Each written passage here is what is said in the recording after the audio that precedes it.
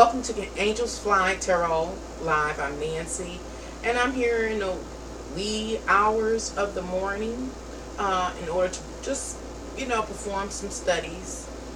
I'll talk about what I'm actually studying. I was preparing my presentation for Sunday.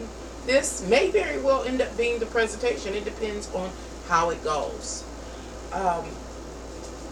At this time, I'm waiting for the live stream's health to correct itself. Whenever I start a live stream, it's in the red, which means the live stream health is critical, or it'll suffer some type of difficulties. I don't know if it has to do with the audio or the visual, but I always wait until the health of the live stream corrects itself or goes into the green. And the green status of a live stream suggests that the live stream is healthy and it's flowing well. That also suggests there's successful audio, successful visual, successful chat. Those kind of things. And as mentioned, I'm here just to kind of perform my studies in front of the camera. Of course, I'll talk back and forth to whomever comes in the room. It depends on what a person might ask, if I will answer their question in detail. And so, what am I studying this evening? I am studying physicality and spirituality, and I say and. It's not right now. It's not either or. It's just okay. What is physicality, and what is spirituality? What has led me to want to study these subject matters in detail? Well, after I make a video, I always view the video in order to try to learn for myself. I also share here that I'm also a YouTube junkie, so I watch other people's videos just to get their ideas on different subject matters. Because I've shared here also on YouTube that whenever I make a video on a subject matter or a topic, I guess the algorithms suggest videos that are similar to mine. And so I end up watching them. And the other day, a video was suggested to me. And it was after I made a live stream called Discernment, Where Are You on Your Spiritual Walk? And so, again, the algorithm suggested videos for me to watch. And so I watched a few of them. Then I went back and watched my video. And I was just realizing how, when I say how, we people throw around spirituality carelessly. And it almost like it's a trending term, a trending topic or subject matter. And in my heart, I knew that even the way I was using the word spiritual and spirituality is not what it is. I'm trying to move over. Hello, Megan, bless. How y'all doing? My DJ, wow. 2 weeks ago, battling colon cancer. God bless their heart. Sorry to hear that. Lord have mercy. There's so much going on. There is so much going on. And I think this subject matter, hi Sarah, this subject matter kind of touches on a little bit about people that are passing on. Unfortunately, I'll say this, it's unfortunate in a way when people pass on. And I say it's unfortunate because we miss them. And when I say we, I'm talking about humans, mankind. We want to continue to live life. We have concerns about passing away or death because we really don't know what's beyond.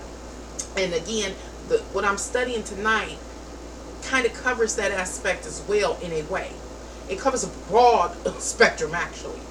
And so when a person passes away, how can I say this, is we that are left behind have a void. That person played a role in your life, and I'm sure a powerful role, and I'm sorry to hear that. I had so much faith in this journey. Let me move this over. journey disunion. I know, I understand that. And oh, I was going to say that, um, again, this is just a study session, live study session, but I will kind of try to summarize what I'm studying for the purpose of kind of touching base on people that pass away. And the question is, I guess, are we ready to pass away? I guess I could frame it like that. And I say, are we ready to pass away? Because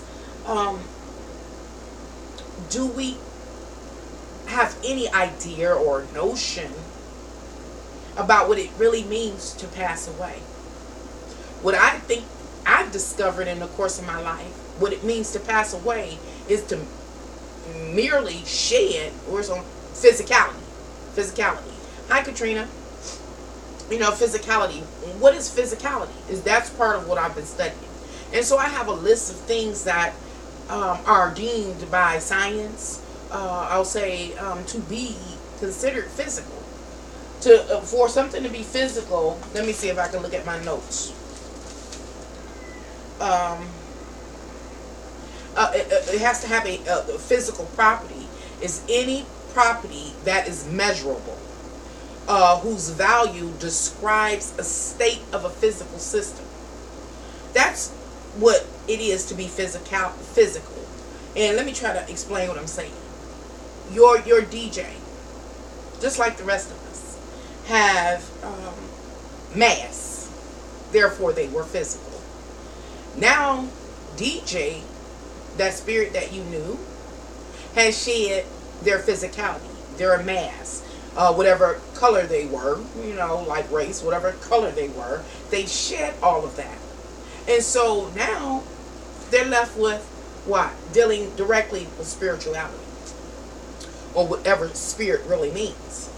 And as I was saying, hey, when I was reviewing those, not DJ is damn sorry, is not DJ is DM. Your DM. I hear you.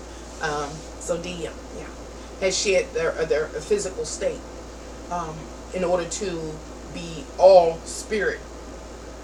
And so I was saying that when I reviewed the videos that were suggested to me, as well as reviewed mine, I realized that we were using the term spiritual and spirituality so loosely. Not only were we losing it loosely, I'll talk about me, I have been using spirituality and spirit as if it is a physical thing, and it is not.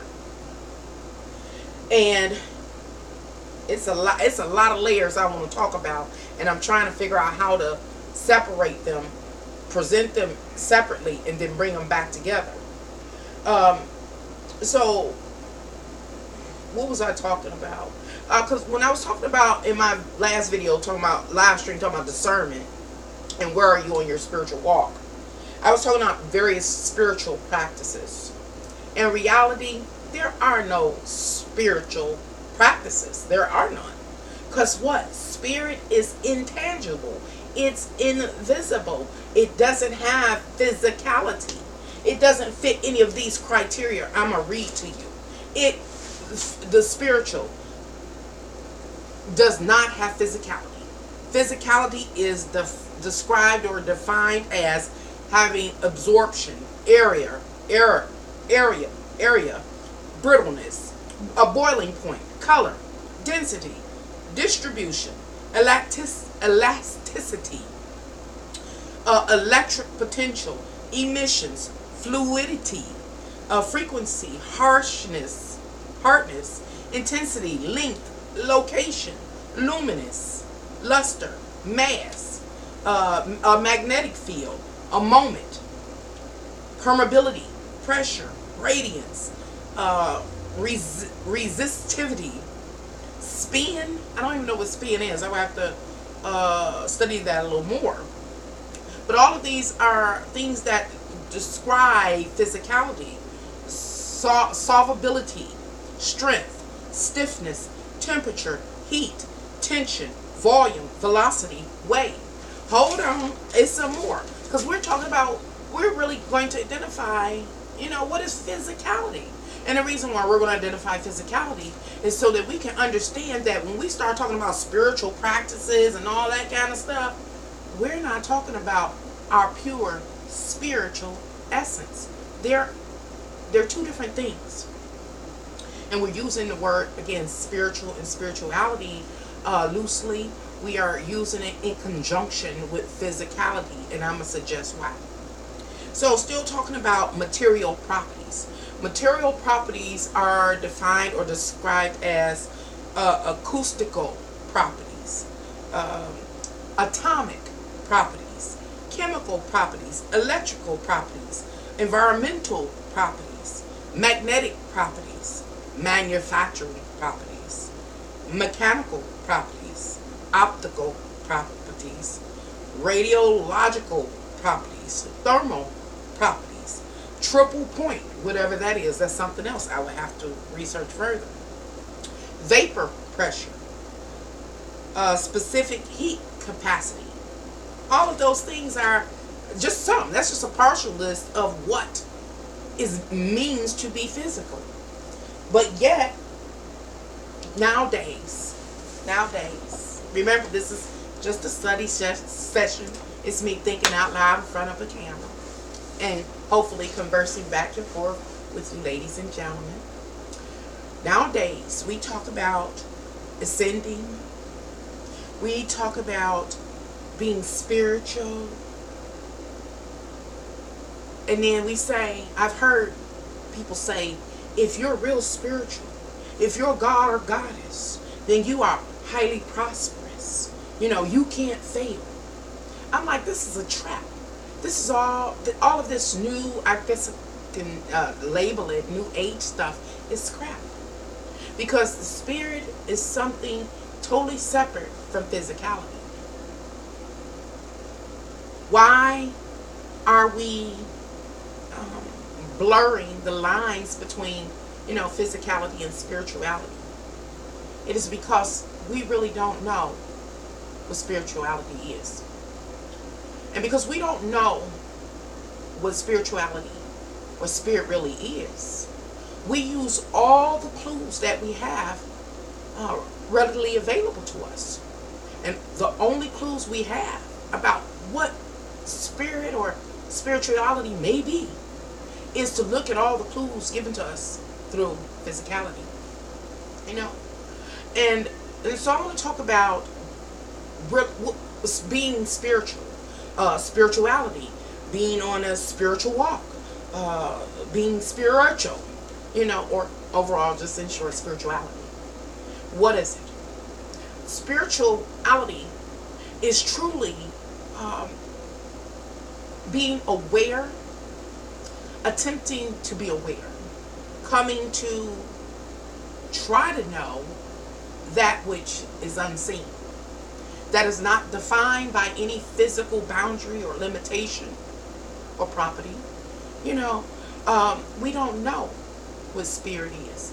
We don't, therefore, how can I say, the only way a person can be can truly be spiritual is to acknowledge that there's something that is unseen, intangible, and that animates us or interacts with us.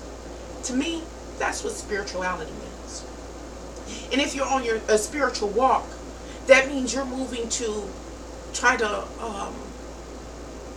discover or to become one with that which is unseen or intangible. Come to understand its place in our existence, not just in our lives, but in our existence. Why has this invisible, intangible energy decided to animate a clay vessel?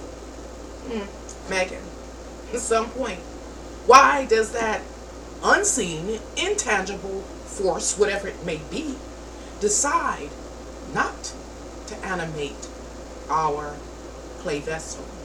Why? What is the purpose of us being in this physical vessel for an appointed time? What is it? And to me, moving to get to know that intangible, invisible energy is what it means to be spiritual.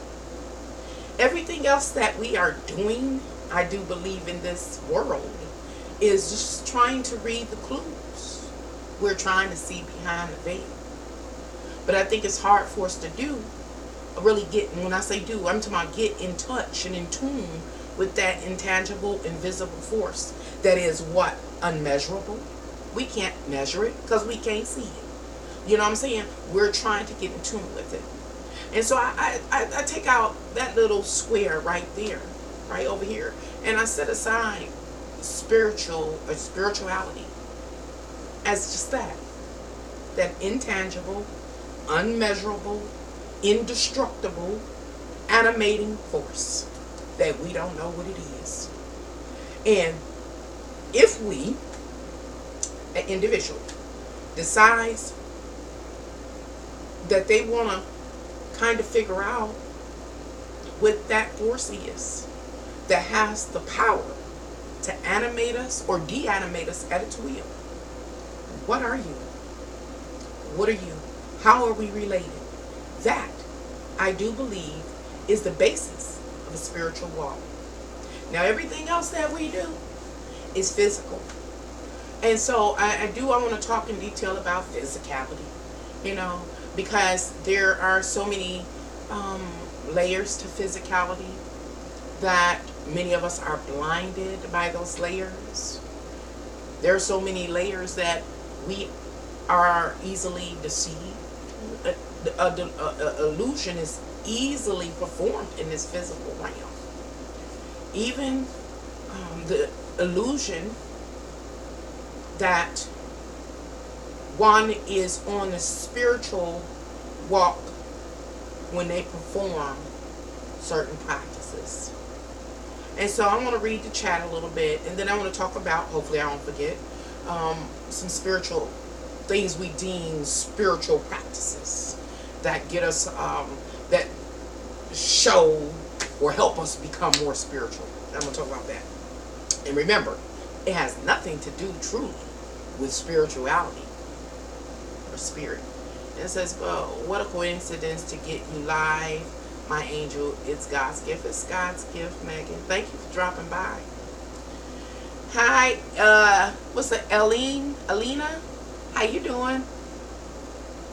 So, physicality. What was I going to say? It's so many layers.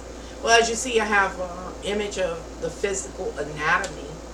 That's something that we are very aware of that is physical. But think about all of the various systems, that exist in the human anatomy. It's all physical. It can be measured. It has color. It has pulses and pressures and things like that. Definitely physical. But how does the physical body relate to spirit? Well, one thing we've discovered during this live stream, and of course in our lifetime, is that we depend on that invisible, intangible, immeasurable energy or entity to animate our vessels, and all of those systems to work. From the skeletal system, the skin, the blood, all of the respiratory. We depend on its intelligence to animate our physical vessel. And so what am I saying? What am I contending as I move forward and share what I've been studying thus far? Is that we're trying to understand, which side is it on? Nope, this side. This spiritual entity that has all this power. Understanding, how it gets in there. Why does it choose to get in there? And so we look at our experiences just in our physical bodies in order to try to have a clue to the spirit being's essence. And so we can say, that we're dealing with, or something's dealing with us, that is very powerful, very conscious, very creative, those kind of things. We can just figure that out, or presume is the word, to presume that that is the case. Because we do know, that our human bodies are magnificent vessels, again, with all its systems. And many of them we haven't even talked about. We didn't talk about the cells in the body, the brain.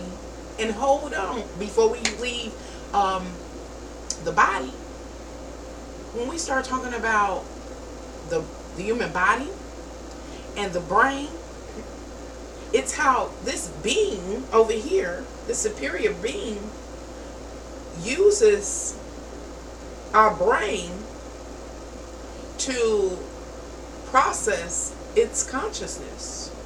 And we call it for ourselves the mind. What a powerful, powerful being. But all that we do with this human body over here, whether we watch our diets, or we decide to do a lot of exercise and things like that, or whatever we try to do, or we choose to do with our physical body, our vessel, has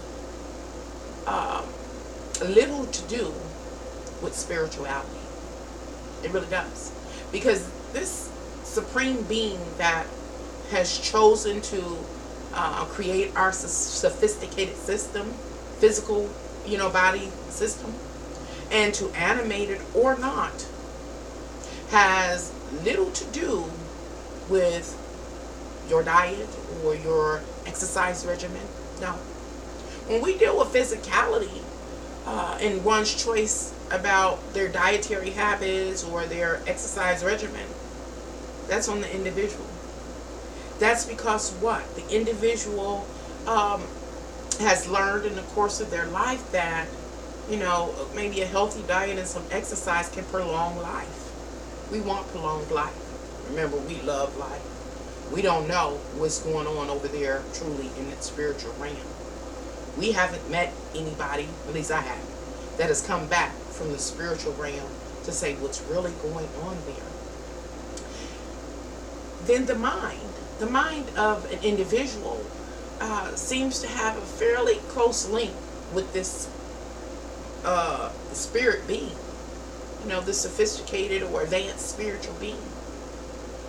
And I say that because, again, our minds are able to pick up on certain information that is not usually available to us just in general. It's like in the dream realm.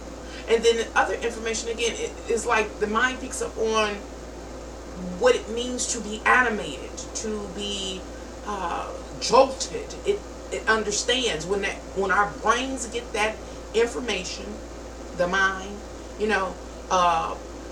the brain processes the mind, that information, that consciousness, and it says, hey, heart, beat at this rate. Hey, bladder, do this, and our bodies respond according to the command. And that right there is what I'm saying is a clue to the nature of this spiritual being, which is, I'll say again, us getting to know it, spirituality, to understand that, to have the awareness of that connection between the physical realm and this supreme being. Physicality. Wow, true facts of life. True facts of life. True facts of life. And I have to tell y'all, I've been asleep. It had to be 100 degrees here. I was so hot today. I was like, I can't take it no more. It's like it zapped all of the energy out of me. I was wore out. And it's like I don't have any asthma. I have asthma. It's under control. But it's like just the air seems to still be missing the components necessary for easy breathing, meaning the lack of oxygen. It is lacking it. And so every time I go out into, outside or something, the air is just overwhelmingly insignificant. And so I got zapped today, and I just came and laid in the bed because I started getting a headache. I was like, oh, hold on. And so I just kind of been closed up and sleep the majority of the day after I handled my business. I was like, and so I just got up and I started studying. Like I said, this has been on my mind, and so I got up studying, studying it. Um, and again, it was on my mind. So when something's on my mind, it just won't won't go away. And it was just beckoning for me to look into in more depth. And so that's what I've been doing. So physicality. Physicality. What else is physical? And that we use to try to understand the nature of this intangible, immeasurable entity, being. What? Hi, George. What you doing up? I don't know what time it is where you are, but right now it is 3 o'clock in the morning here. Just short of 3 o'clock in the morning, and I'm just waking up. Maybe an hour ago. George say, you can say that again. It's hot over here in Victorville, California. You're in California. The high desert. So I am naked. You're naked under the fan. Those jokes can't wait for winter. Look, don't push the winter. Don't push the winter. I live in Michigan. No. I'm trying to handle this.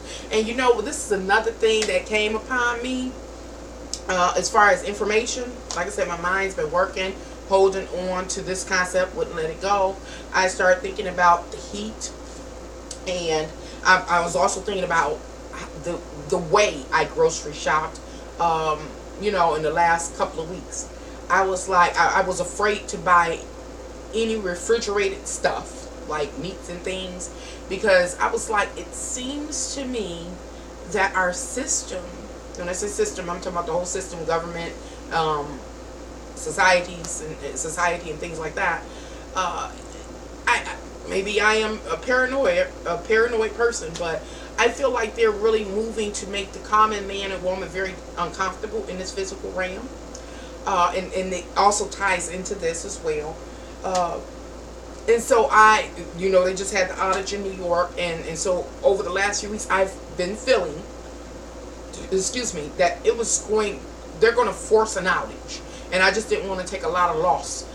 And so I tried to buy foods that were more dry, or, for the cabinets and tunas and things like that, because I just feel like they're going to do that. I really feel like they're going to do it, and I think it's very intentional. I do not think all of this heat, in a way it's natural, in a way it is not. I share here on my channel that when last time I was in college, I think it was natural science or something, one of the things that I remember, that one of the last things I learned in that class was that our sun was dying. It was, going through its supernova process. Of course, that takes supposed to take thousands of years. But yet we people on Earth would experience the effects as it goes through the various phases. And one of the phases is that the heat, would intensify, because at times the sun would, I guess, explode outwards with this pressure, and then it would, kind of contrast, those kind of things. Anyway, it would send heat, and I think that's a lot of what they talk about, the EMPs and all those solar flares and things like that. So I'm aware of that. And then there will be opposite times when the sun, I guess, contracts or pulls in its energy, trying to breathe, like kind of gasping for air. We will have colder spells, and then there's this other thing that I've shared here on YouTube, which is about they call it the sun simulator. A few years back, I made a video, actually about 3 years ago, I made a video in which I showed that sun simulator in the sky, got all kind of crazy responses. But it harnesses the energy of, I guess, the sun or whatever's out there, and they're able to, when I say they, I'm talking about the government, is able to focus that energy wherever it likes. And so a lot of people talk about it as weather, what do they call it, weaponized weather, those kind of things, or weaponizing natural resources. those kind of things. And so when I look at all of the facts associated with this subject matter of, this unnatural heat, these heat waves and things like that, and then I understand also our system, the government itself overall, has a bigger and broader agenda. I do feel like, again, they're going to cause some blackouts. They've been doing it consistently over the last few years, where they kind of rotate the blackouts. Rotate them. When I say rotate, from city to city or neighborhood to neighborhood within the city, or whatever the case may be, all across the country. And they say, we're pulling too much power, or we're doing this, or we're doing that. I'm like, okay, whatever. This is intentional. What ends up happening is when they have these outages, people lose massive amount of food, and it leads them to hardship because it has to be replaced. And so, again, it's about stressing people out, driving them to the point of desperation and of madness and different things like that.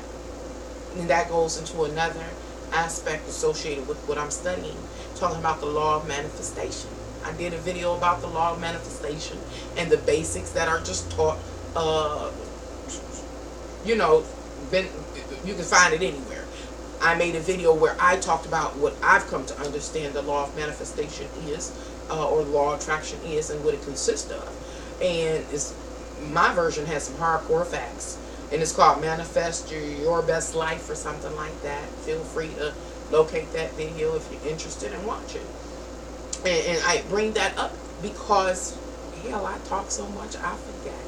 So since I talk so much and I forgot what I was about to say, I'm going to stop and read the chat. Let's see. Solar eclipse was July 2nd. Yeah. What was the, it was something about that solar eclipse. I'd forgot that too. Old people problems. Pray for me, y'all. Insignificant. I would think the city of Jersey has a lot of pollution that will mess up your breathing. In that too. It's all the pollution. These are things that we're not considering. They say, they'll say certain things. This is a heat wave, or it's what they call that stuff in the sky. Global warming, which it is. But there are other things that's magnifying the situation, like the pollution. And in the other parts of the world of pollution, they say, what do they say was the most, I saw them in India, I think, most polluted place ever. These people have got to be having major respiratory problems. I thought about that earlier.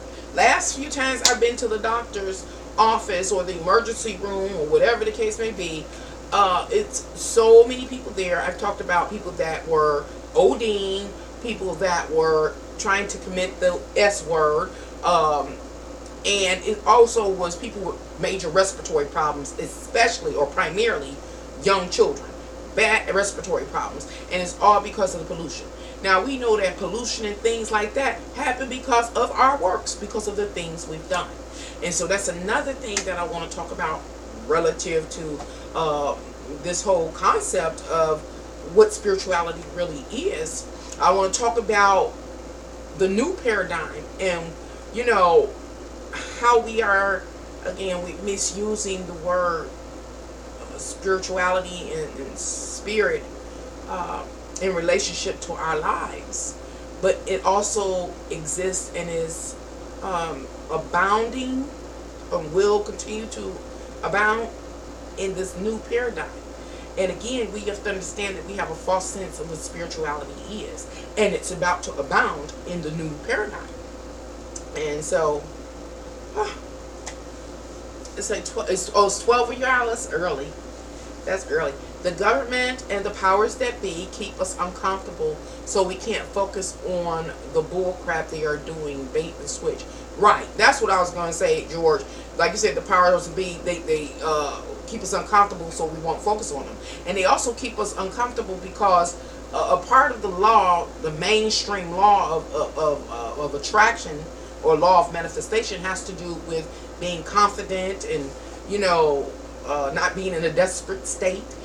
So they are setting us up not to even be able to align with the basics here when it comes to the law of manifestation. And what am I talking about when I talk about manifestation now? I'm talking about manifesting our new paradigm, our new reality, because we know that it's changing. EMPs, electromagnetic pulses, that stuff messes with electronics. Yep, you have heard of HARP. Yes, they say they use HARP to create Katrina. I've heard that. And so they're doing all of these things to displace people, displace people, lead them to be desperate, because they know if a person is desperate, I know why they limited my channel. I know why they shadow. I know you shadow banning me, because I got some stuff to say, and y'all know that I got a whole lot more. I ain't even say it. And I'm going to hold on to it, because I don't want to be Beyonce. I don't want to do what Beyonce did to death of this child. Nikola Tesla already had blueprints on things like that. Our government confiscated his blueprints when he died. Example, he had a device the size of a pack of cigarettes that shook buildings. Really, yeah, I've heard about Tesla's different blueprints and things like that.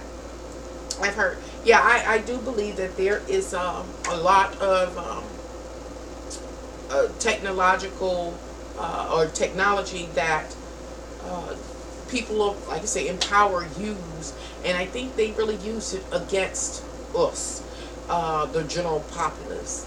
And what seems to be the case relative to life, and it seems that when I say we, I'm talking about mankind or humanity, were made to advance. We were meant to grow and to develop and expand in awareness and knowledge. But the question opened up, what will you, humanity, mankind, do with this knowledge and awareness? Will you use it to better your existence so that you can free yourself up, so that you can figure out what I am and my spiritual, this intangible, unmeasurable thing, this divine type of energy? You're going to take your time to really try to figure out who I am. Are you going to use your awareness and your advancements, your ability to advance and the technology to open up and free up some time so you can figure out who I am? Which means we would have really gone on a spiritual walk and a spiritual journey. Or you're built, humans, to technologically advance, to grow and expand. And as you grow and expand, you're going to decide to take what you have discovered, and you're going to, some people are going to hoard that information or technology. They're going to use it against the rest of the populace, the weaker, unknowing, unaware populace, and you're going to destroy others, and you're going to confuse them. You're going to set up great delusions on them, upon them, so that they can't see. So they never, guess what, actually go on a spiritual walk to get to know what this is and their actual relationship to this entity. That's what's going on. And so they okay, on things okay, I read that. So physicality and the new paradigm and spirituality. Will a person be able to perform a spiritual walk in the new paradigm? Question. Were people in the last paradigm able to take a spiritual walk? The answer to the question of in the last paradigm, the old paradigm, were people really on the spiritual walk? The answer is basically no. Of course, there are a few select people that have successfully been on this spiritual walk, attempting to get to know this intangible, unmeasurable energy. Yes. And those type of people have used physicality, their life experiences, in order to find clues to what this entity is and its relationship to them. But for the most part, in the old paradigm, people were not on a spiritual walk. What they were on a religious quest. They were a part of a religion. They learned a doctrine and they executed whatever that doctrine taught them. Or they got a job. They found their position in this world, whatever it may have been, whether it was a bum or a CEO or of a major company. They found their position in this world and executed their duties and responsibilities until the day they left here. But they weren't on a spiritual walk. It's deep. Because physicality, I can see how it has captured us. It's captured us. You know, everything. It was some things I wanted to talk about. That's why I'm studying. You have to remember, this is just a live study session. So I'm thinking out loud, waiting for downloads. There's much information that I've received, but I hadn't been writing down. Like I said, I'm trying to ignore it, but it just won't go away. And so the information comes and goes. But what I can say is when I'm live, it's difficult for me to receive this information. But I'm going to try. I've tried before. I'm going to try again. And so I just kind of opened up this live stream talking about and sharing what I have been, confronted with, acknowledging over the last couple of weeks or so. And it really boils down to how we've been misusing the word spirituality. And because even myself, like I say, even myself, when I made that video about discernment and asking where are you on your spiritual walk, I talked about how one may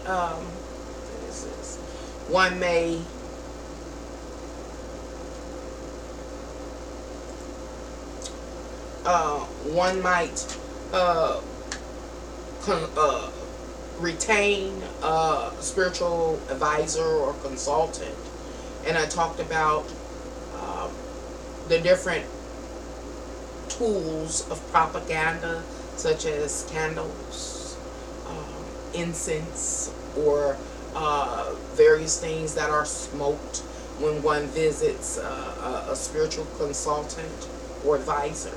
And I was saying that again, it's propaganda. Many times, and in that video I was talking about how, why does one burn candles? Why? For what?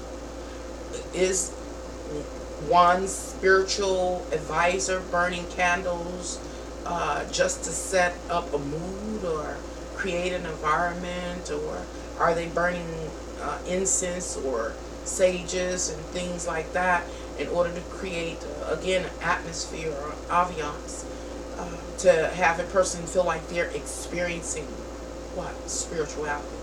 To help a person feel like they are on a spiritual walk. No, that's not what those things are. Candles, incense, all of those things are, again, tools or devices that are physical. A candle primarily lights the way. It is a point of focus, from like meditation. It is, again, I said light the way, but it actually, dims the lighting in the environment. It creates a mood. That is not spirituality. It is a practice in order to create what? A mood. Ambiance, those kind of things, to get you in the mood. But it is not spirituality. Spirituality is purely a person being aware that it is this intangible, unmeasurable, seem like all-powerful entity that we don't know what it is. And a person not only being aware, but moving to try to get to know this entity by their only means. And our only means right now is through our physical experience. Period. Period. Period. So, you can go to again a spiritual consultant or guide, but all of the the props are not spirituality. I talked in that video about smoke and smoking different things or smudging, whether it's reefer or if it's um, this sage or patchouli, whatever one burns or smudges with, it creates an environment, a mood, those kind of things. Now, it depends again what you're burning or what you're smoking. If you will have a what? Physical experience or it will have an impact upon your physicality, like smoking reefer or being in the smoke or the endo of reefer, then you're going to have an experience. But that experience still is not spirituality. Now, what one may experience when they are in the smoke of or smoking like reefer or marijuana, whatever you want to call it, is the side effects of what they call that stuff, TMC or DMC, whatever it is on there, THC on the marijuana. And usually it leads one to be more relaxed. So one would have that physical experience, that kind of thing. But it's not spirituality. Spirituality is something that I think we are actually guided to or through somewhat unwillingly, possibly, by the same intangible and unmeasurable almighty entity. And what do I mean? I mean, like I said, how your body itself is commanded, certain functions of it is commanded by this, strange entity. This intangible and unmeasurable entity commands your vessel from possibly afar. And not only your vessel, but they say it's over 7.5 billion people alive in this world. So it's animating and commanding us all. That right there has nothing to do with us. It is this, on our part, an involuntary connection. And I think there is where our spiritual, I can say, education takes place. I think our spiritual education takes place in the mind, not the brain, the mind. And a lot of the information that we get from this entity is, I don't even think part of it is we're capable of actually deciphering with our brains. I really don't. I think over time, much time, our lifetimes, it takes for us to understand, but it's still on a very subconscious level. Very, very subconscious level. Let's see. Oh, wow. Okay. George says, just like we have Wi-Fi, he created, be looking for another technology that will keep our devices charged up through the air. And that was Nikola Tesla's free energy, of course. They will find a way to charge. Oh, you know that. Have I heard of LRAD, long range acoustic devices? I don't know about that name. Or if I don't know, no. But if I do, I didn't know about that name. Used to, disperse large crowds of people. Yes, I've heard about that. By making them sick or crazy with military uses. They have used it on Somalian pirates. Yeah, I have heard that. Sure enough. And that's what I'm saying. Our physical world and those that are in charge, they know it's going to be a day that people really wake up. And so they've been preparing. All of this technology, they're not creating to assist us, humanity, in, thriving, surviving and thriving and doing better and freeing us up to really take this spiritual walk. No, they have taken this technology that has been granted to them, that they've discovered over many, many hundreds of years, and they have used it and decided that they could use it against the rest of mankind in order to control, manipulate, and destroy. And that's the greatest selfishness there is. But then there is this thing. Excuse me, I hope y'all don't see nothing because I'm in my pajamas, but my butt hurt. Okay. I had to reposition my behind. It was hurting. There is another thing that exists. And it is that physicality is very... physicality itself is very alluring and can be very satisfying, very fulfilling, if you can satisfy the urges of life, the demands of life. When I'm talking about the demands of life, I'm talking about those urges, those desires. If you can feed them and they are never starved, and therefore you can continue to control those urges. And right now I'm talking about spiritual entities when I talk about urges. Things that are unseen, they are noticeable because they inhabit us, like addiction urges, or food urges, or having to go to the bathroom urge, those kind of things, those type of urges. And it's just the need to fulfill physical desires. If one can do that, this earth is truly a paradise. Again, people in power have set up scenarios to help to I'll say blight, or to contaminate, or to trash parts of the world where people reside intentionally.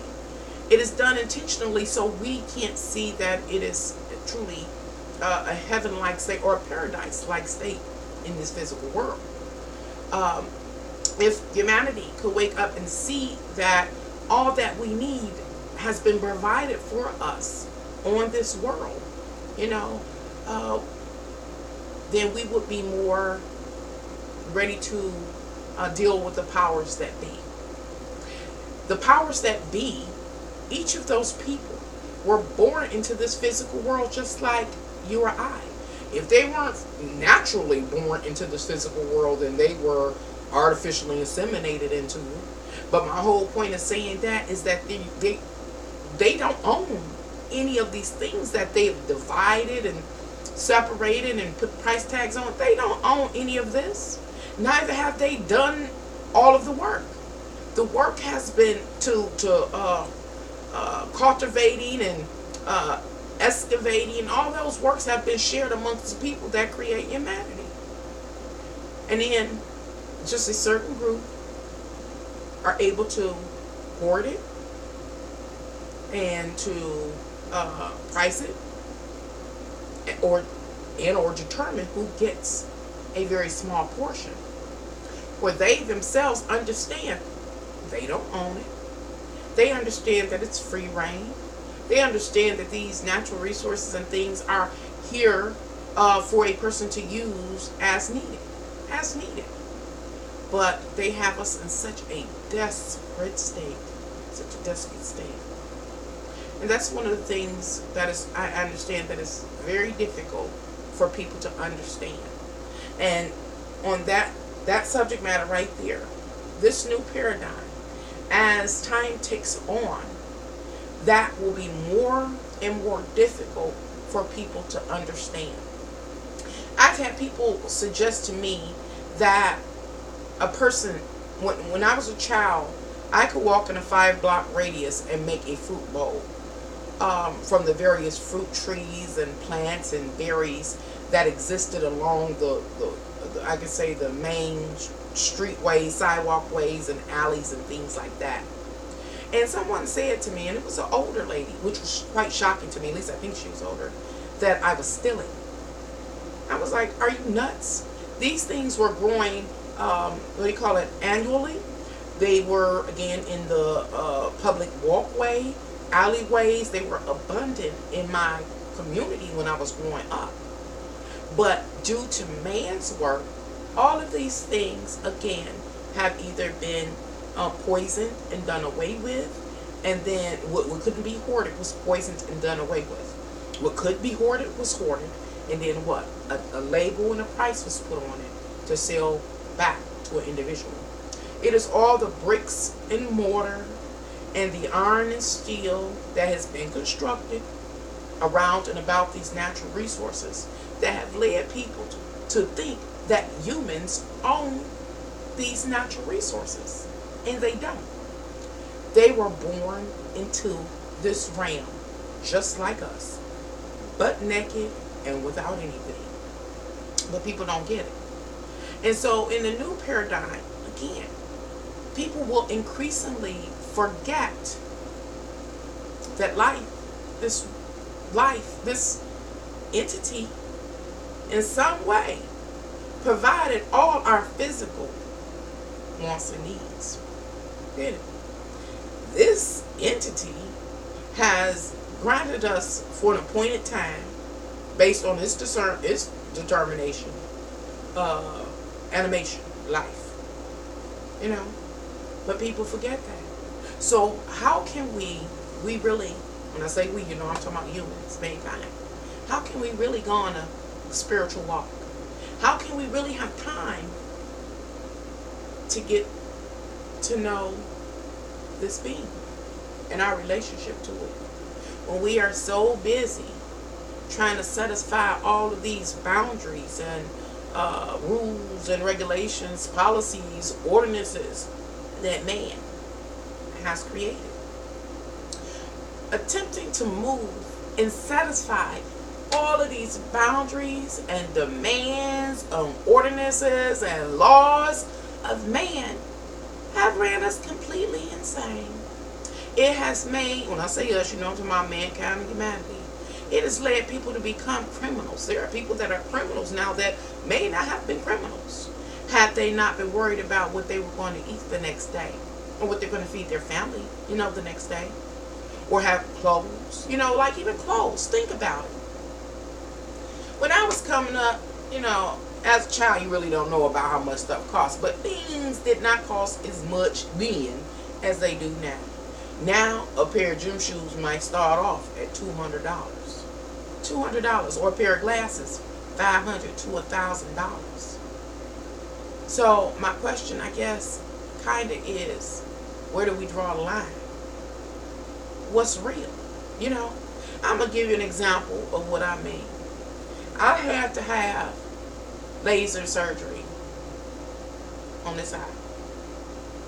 And the lens for my eye, for my economic level, the lens I could get for my eye was based on my economic level. My economic level determined what level of insurance benefits I could get.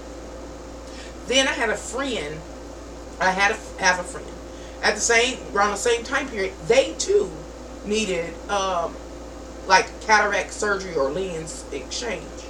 And she bought a pamphlet, and I talked about it at some point in time on this channel because it was crazy. And her doctor gave her a pamphlet. Again, she's on a higher economic level than myself.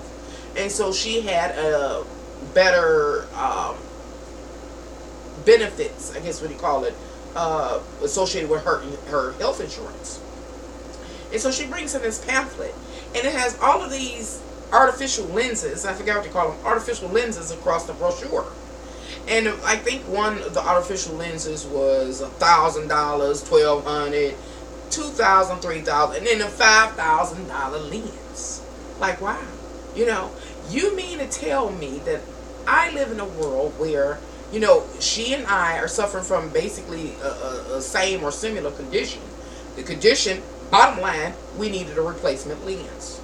And based on where we are, as an individual on an economic level, based on our health insurance, determines which lens you get.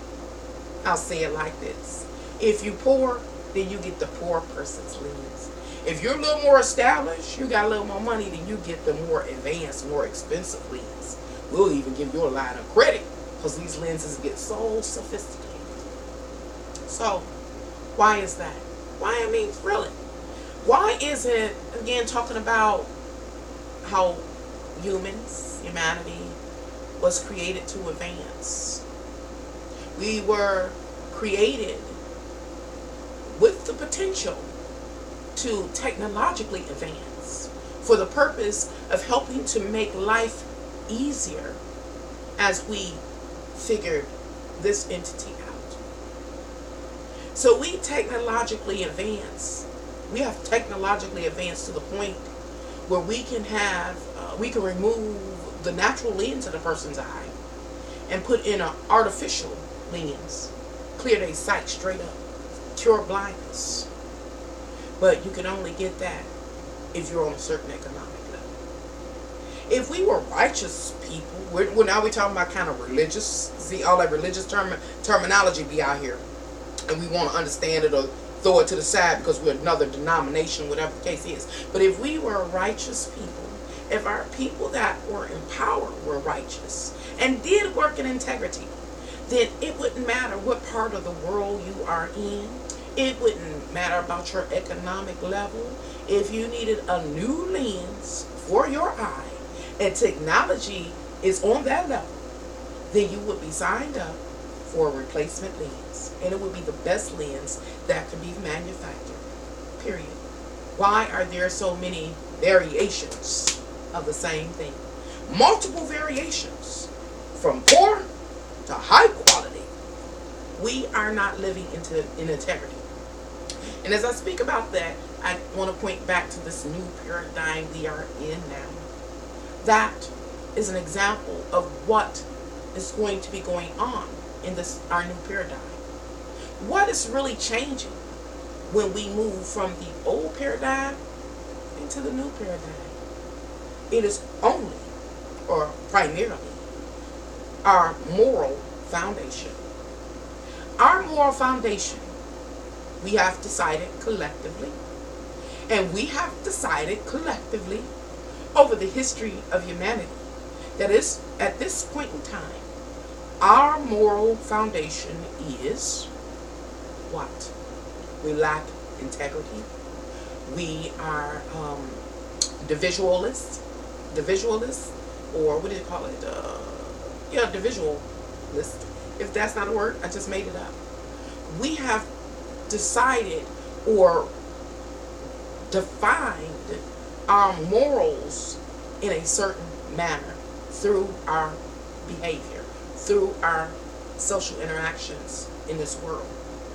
And at some point in time, soon, I want to talk about what that moral foundation is that the new paradigm is based on.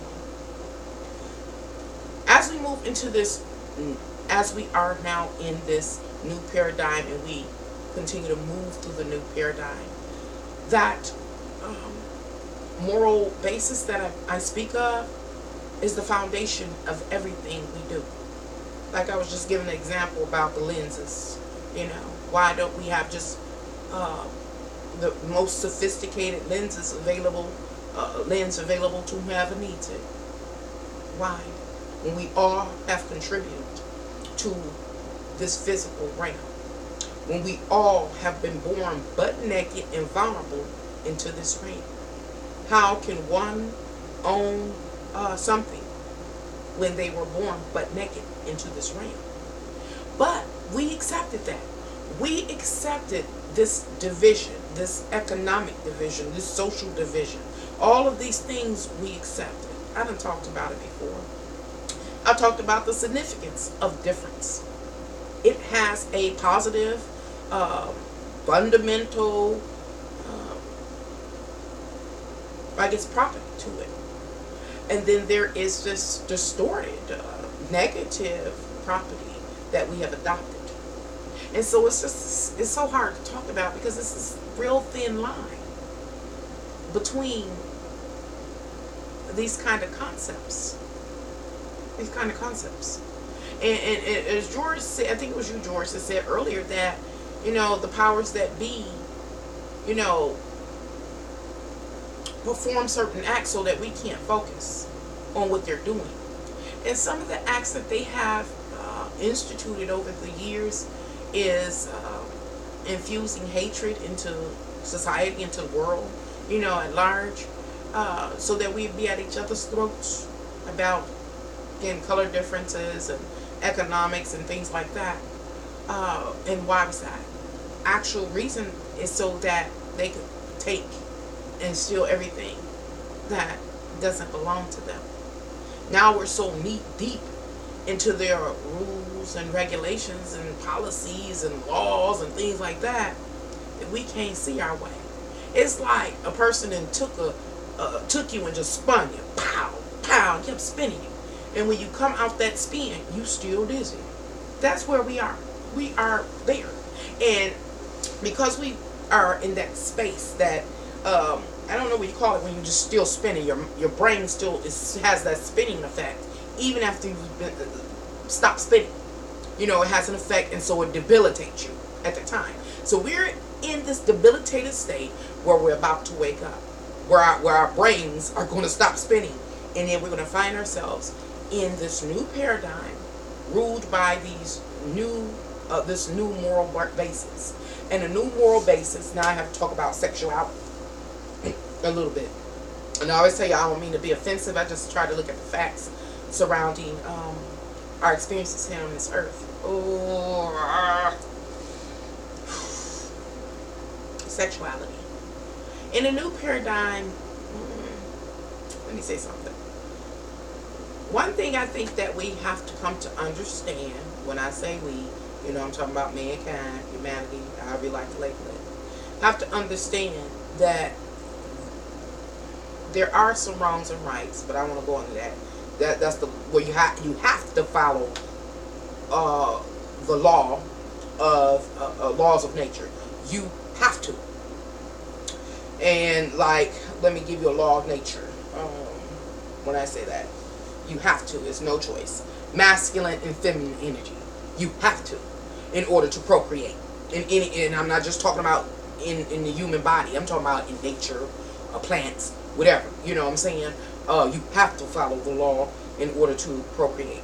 If you to produce an offspring, and in order to ensure that your, I guess it's like your genome stays in the pool of life. If you go against that law, you die out. And so, sexuality in the new paradigm. Well, we've been introduced to, I guess I can say the LBGYT community. And I'm gonna tell you this: I don't care what you do. That's on you. However, we have to understand there's nothing wrong with anything, but understand there are laws that govern our reality. And if you go against the law, then you get cut out the life. I would say, because I know this is a very sensitive topic, and so I'm trying to get a whole idea across. And of course, I'm going to have to be a little offensive as I do it, so I do apologize. Put your tough skin on, please. And so, in the new paradigm, what will abound is sexual fluidity. We see this with, they have children that's cross-dressing or something like that, whatever it's called. It's not my world, so I really don't know the terminology, but they're cross-dressing and things like that. And so it's just a sign. It's clues to the new paradigm. We have these like unisex bathrooms. You can go wherever you want to go, when you want to go. These are just examples of what the new paradigm consists of. Now, everything is okay. That is okay. It's okay. And what do I mean when I say that? That's okay. That children are cross-dressing.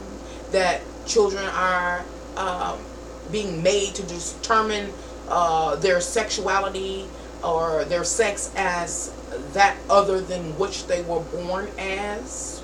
It's okay that we are going into the bathroom with whomever, whenever. It's okay. And I mean that it is okay in this physical world, because we who, me, you, mankind, humans, however you like to label us, will have to live out that experience. That's our reality. We will continue to go to the bathroom with whomever, whenever, and whatever the occurrences are that occur, because we decide to do that, it's okay. But it will be those relative experiences that follow. It is okay that children, again, determine their sexual orientation or how they're going to express themselves. It's okay. But remember, it's going to change this physical world. It's okay. When I say it's okay, I mean we have to be accepting of what it ushers in. What it ushers in. It's okay. What we're saying is it's okay, the world the way it will be. Soon and very soon, it's okay. So again, there's nothing wrong with that. But understand the state of the world in the near and distant future is a manifestation of our activities. Now, it's okay. Now, and I don't think the world has ever been perfect. But remember, there are certain laws. Oh, another thing. When we start talking about, I guess, LBGT, whatever it is, community, again, that's not my world, so I don't know all the terminology.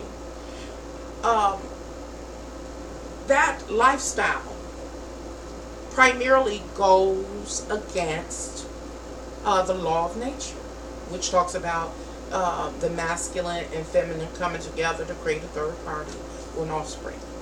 So what we can, be aware of, or for sure of, is that there's going to be a change in the population itself. There'll have to be a decrease. It just depends on how extensive, alternative or same-sex alternative, how extensive same-sex relationships go. It's okay. But understand what we are doing in this new paradigm. These are the things that are being hidden from us, shrouded from us. We have to make a conscious decision to understand where we're going. It's okay. But understand there's going to be a change in people's way of expression. There's going to be a change in, again, the amount of people that are born into this earth due to just having same-sex, relationships. And then, okay, then we have, we have to think about science and how a person can artificially inseminate, or you can get a surrogate parent. We have to think of all these things. What impact is it going to have on this life and on the people in the life? But whatever we do, it's okay. It's okay. We have to live out the residual effects.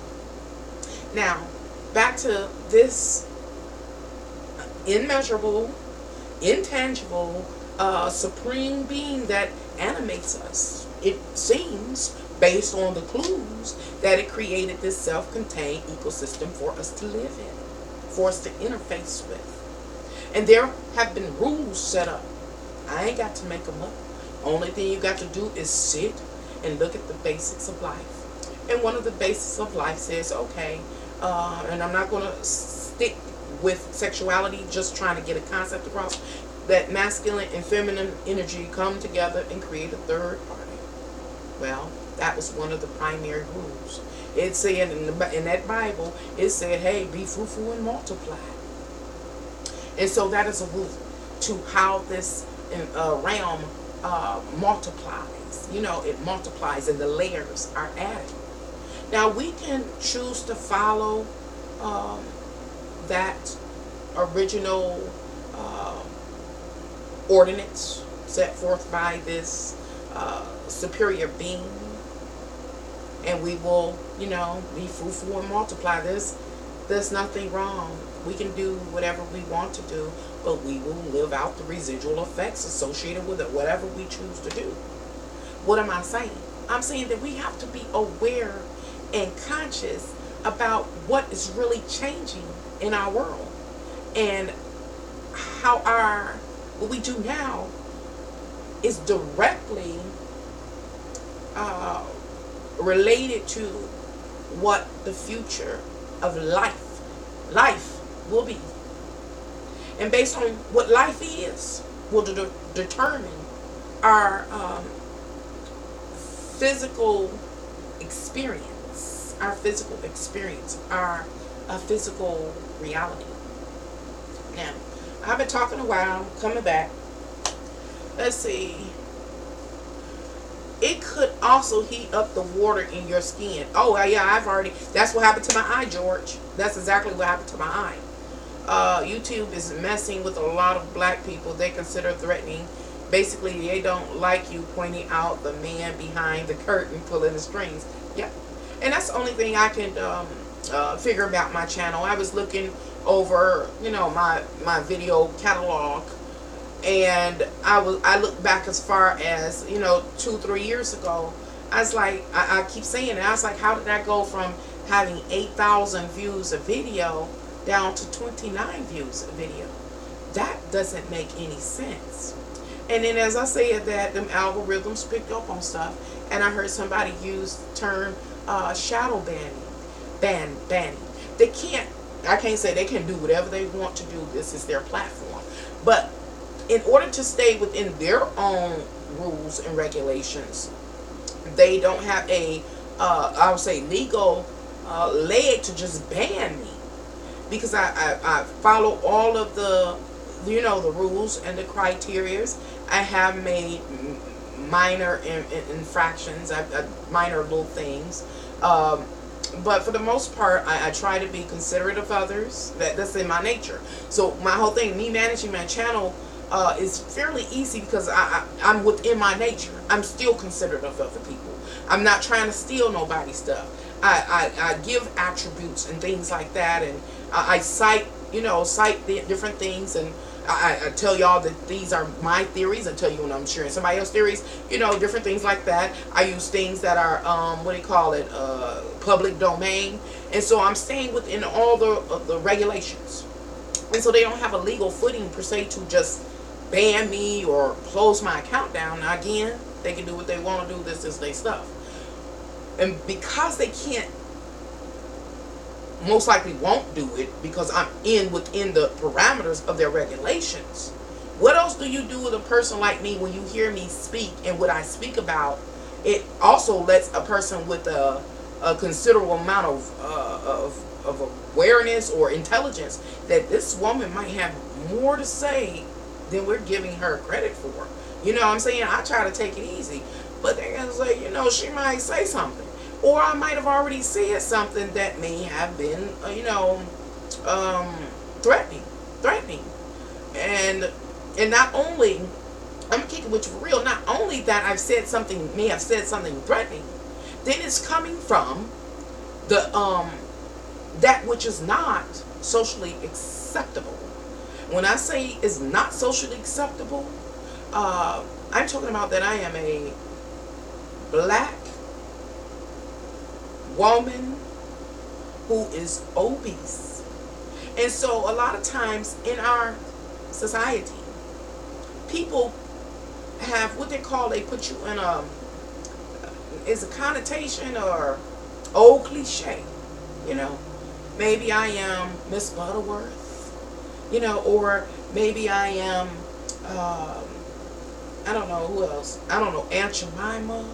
So it's this cliche. But if I had a considerable following, I maybe would redefine something that is not normally acceptable, like being fat, black woman, those kind of things. I might redefine that, and what is to gain in society respect. Once respect is gained, then a person could very well, popularity can spread. And if a person's popularity can spread, that means their message can spread. And the messages that I deliver here on my channel can be beneficial to a person. And that's one of the things I just kind of want to ask the people that view me. In any way, in your real life, have anything you've ever watched here on my channel ever helped you? Ever helped you? I always tell you, my channel is cataloged under entertainment for legal purposes. But what I teach here and what I talk about is something that I personally wholeheartedly believe in. But I can't, I'm not trying to coerce anybody to believe what I believe or to partake in what I partake. I just share.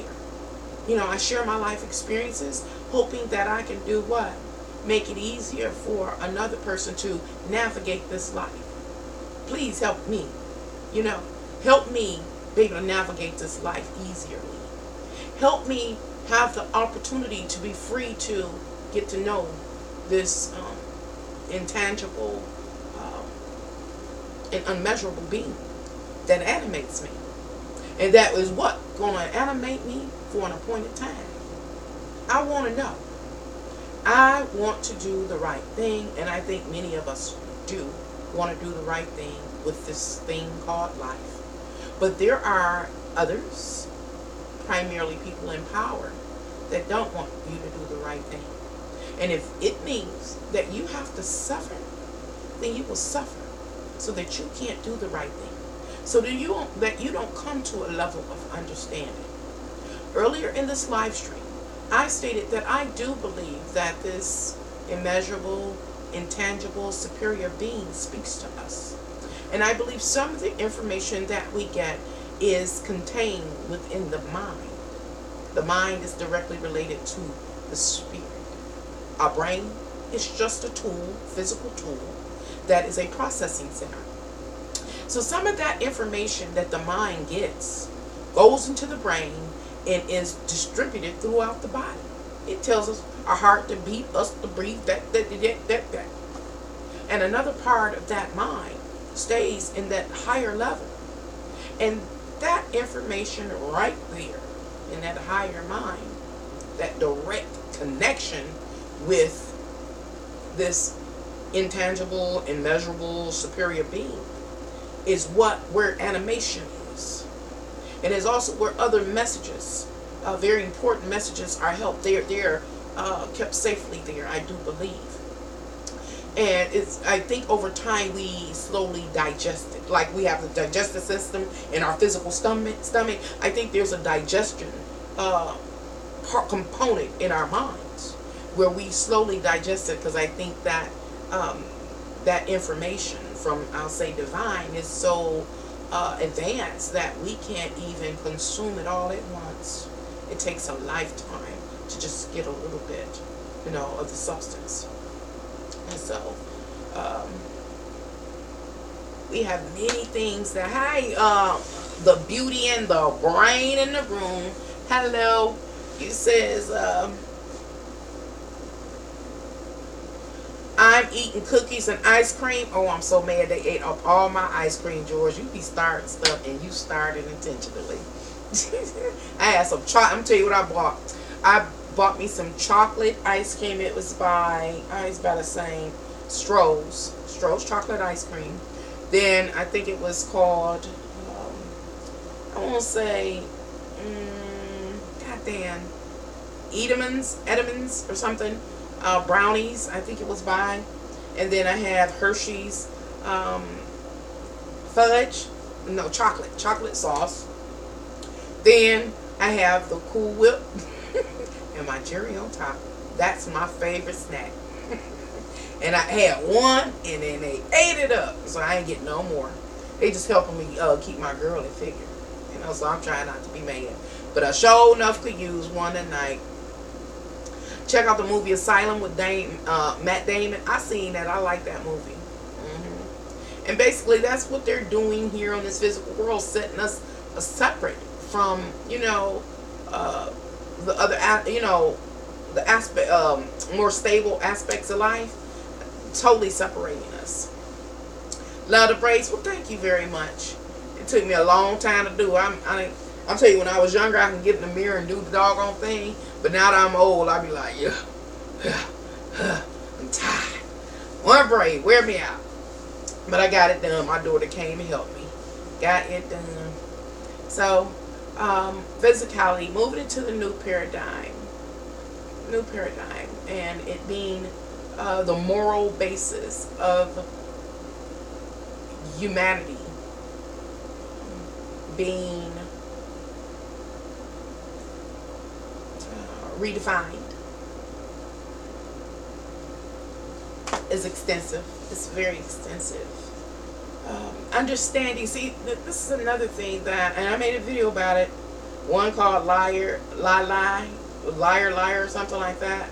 And it's this inability for us egotistical beings, humans, to be able to accept the truth about ourselves.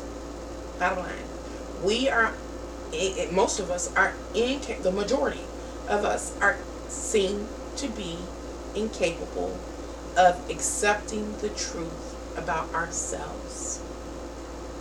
What are some of the truths about some human beings? Is that we are selfish, that we are egotistical and ego-driven, that we are afraid. We are afraid of life and our sense of security. We are afraid of death. And because we have been bamboozled into this state. When I say bamboozled, I'm talking about the powers that be have worked steadfast and diligently to study us. We've talked about it, talking about sociology and different things like that, psychiatry, all those kind of things, to get us into that place. Because remember, that's a part of the law of manifestation, being in a positive place, being in a mentally a secure place, being in a spiritually a stable or secure place, knowing that at least you're trying to get to know this superior being, understanding and respecting that mother sucker animates you at its will. All of that has been lost due to the works of those that hold power. And well, I'm talking about again, humans cannot deal with the truth of our fears. We are afraid to be weak. We are afraid to be criticized. We are cruel. We are cruel to each other. These are some truths about us. And we better not say nothing, not a thing, to another person, not even in our immediate environment, nor our family, that would even suggest that they are egotistical, or that they are cruel, or they are selfish. Because what are they going to do? Jump right on the defense and then declare war. Guess what? That's counterproductive. But those people in power knew that was going to be our response. Because what do we do? Science has discovered, psychology has discovered, that either we will flee or we gonna fight. And we are some ego-driven mother suckers. So we choose to fight. But we don't change our ways. And a lot of that kind of behavioral patterns or whatever is due to or perpetuated by or through media. Let me see if I clarify what I mean. Media, especially entertainment and different things like that, just really, promotes glamour and living the life of luxury. And it says that you can just have it all. have the greatest life. And so we move to create this extravagant life. And we see this in the media every day, all day long. So can't nobody tell us we wrong. We can't. They can't. Can't. My whole point is it's constantly suggested to us. Again, it's one of those delusions. It's a spell. It's a spell. I was watching some videos here on YouTube about mansions. And as the video went from one video to the next, talking about these various mansions, I'm talking about these mansions were right near the waterfront. It was crystal blue waters. It was what do you call infinity pools and infinity fountains, and the walls were made of glass, and the glass self-tinted, and it were showrooms for cars, inside garages, movie theaters, swimming pools, one on the inside, one on the outside. The swimming pools were heated, multiple bedrooms, with 1,000 plus, I guess, strand sheets, and with the plush quilts and the beautiful artwork and the beautiful faucets and all of these things, and the showers with multiple heads that massage your body all over. Some of these mansions costing what I'll say $70 million. Who got that kind of money? While there's someone that's laying outside, butt naked, dirty feet, that ain't ate in days, suffering from malnutrition, just around the block, And so, how can I say this? There has been this, again, distortion about what real wealth is. It's been this distortion about being successful in life. There is this distortion, again, that exists, that has been drawn between being physically extravagant and spirituality. If you're spiritual, if you're a real king or queen or goddess, then you will have a lascivious or luxurious life. No. Actually, you know how the Bible says something about it's easier for a rich man to enter through the head of a needle than to enter into the kingdom of heaven, something like that. Because just because one has attained, just because one has attained a significant amount of physical success and obtained many of the world's natural resources does not mean that they are spiritual. Actually, it is quite the opposite. It's not all the time, it's not exclusive.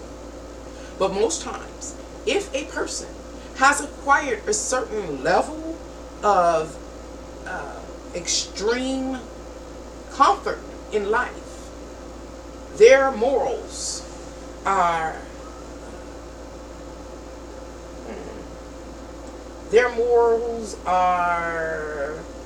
what's the word I can use? Probably absent. I want to come back to it, but I want to read the chat. I see something going up and down, but I can't see without my glasses, y'all. What time is it? Oh, it's just 4 o'clock in the morning. That's all. And I've been asleep all night. Be fruitful and multiply isn't the same book that says slaves obey your master. Yeah, it's the same one, I think.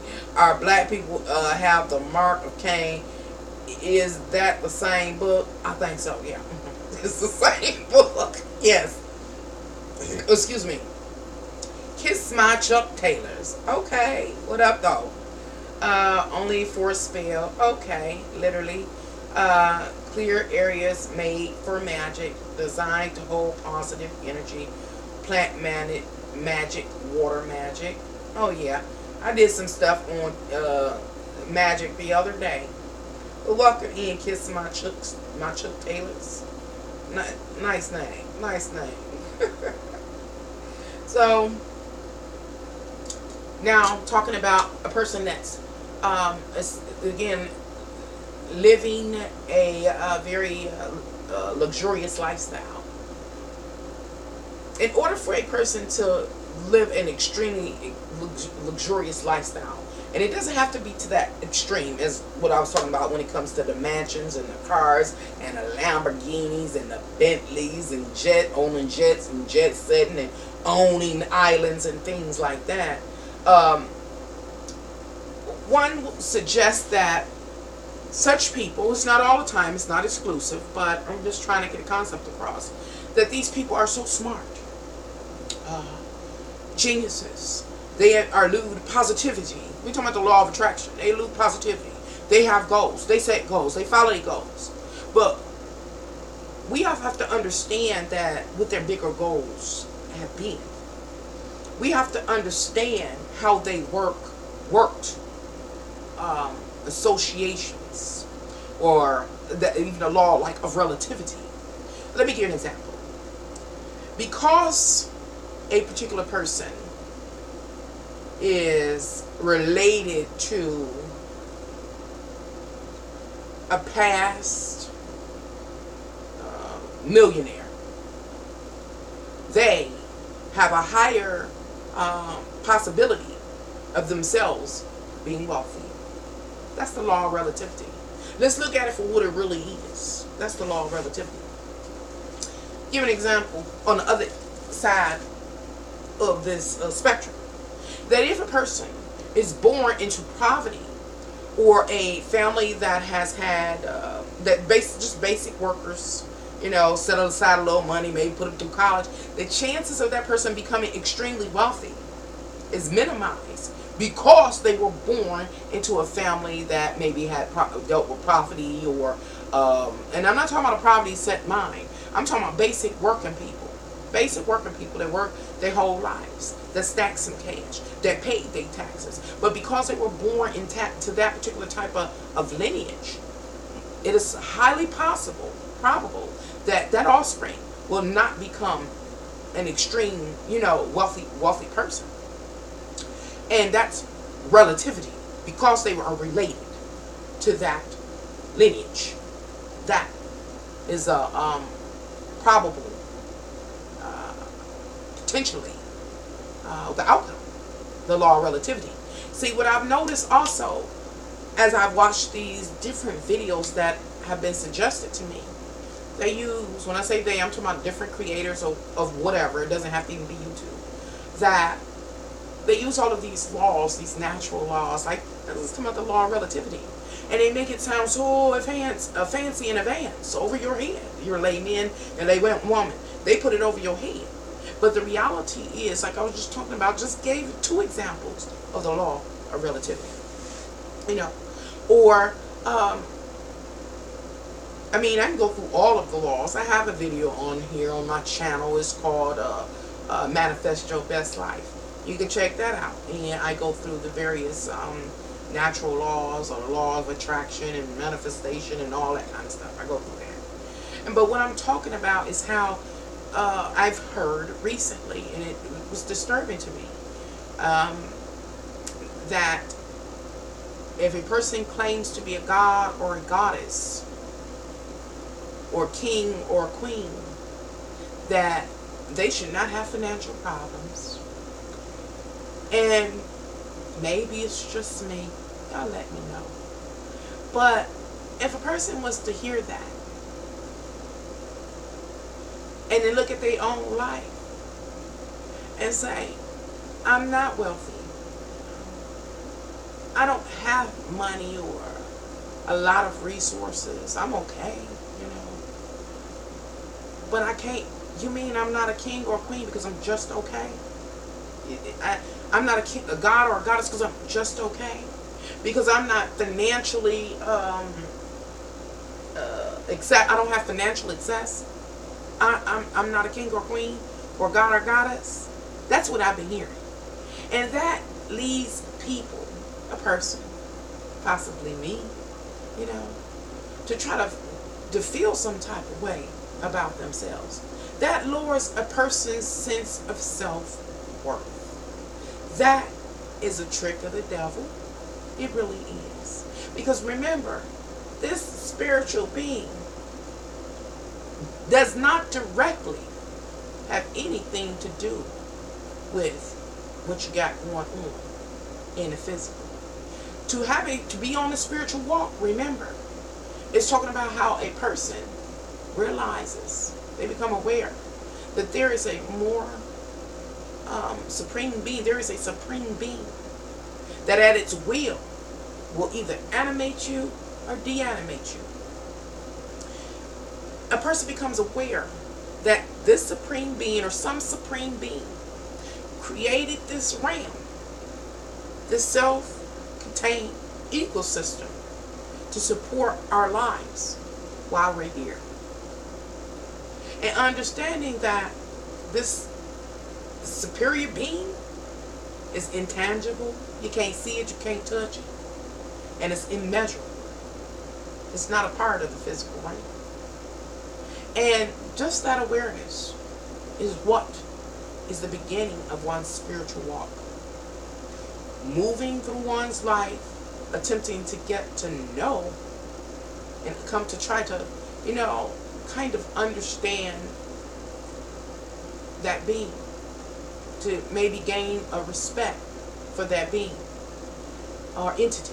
Coming to, try to understand what our relationship is with that being. And this walk,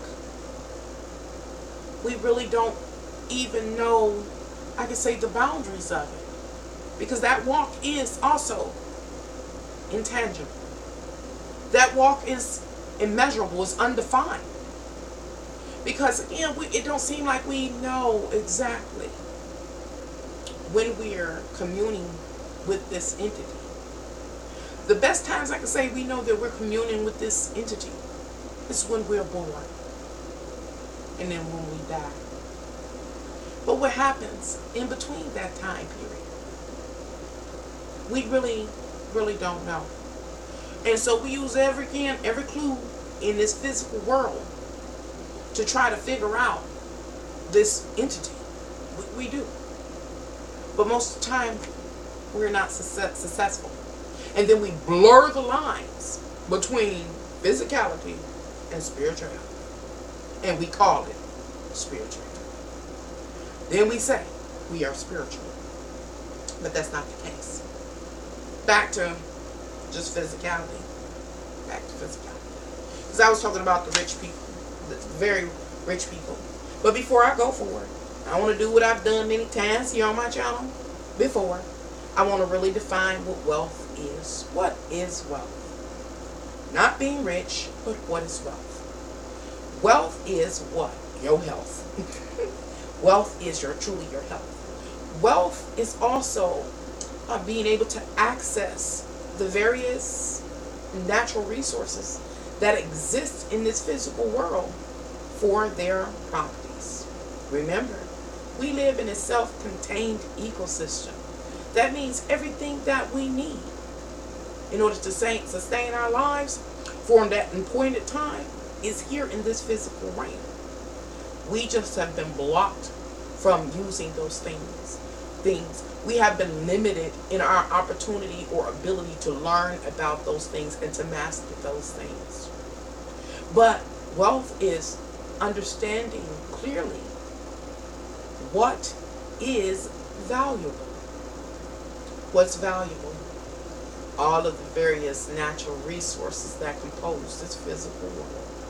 Whether it's the water, whether it's an animal or a creature, including us, whether it's the air that we breathe that sustains our lives, anything from even the environmental system and how it works and interplays, and brings a rain at a certain time and the changes of the seasons, all of those things. Then we have the minerals, and we have all the elements of the elemental table that we've discovered.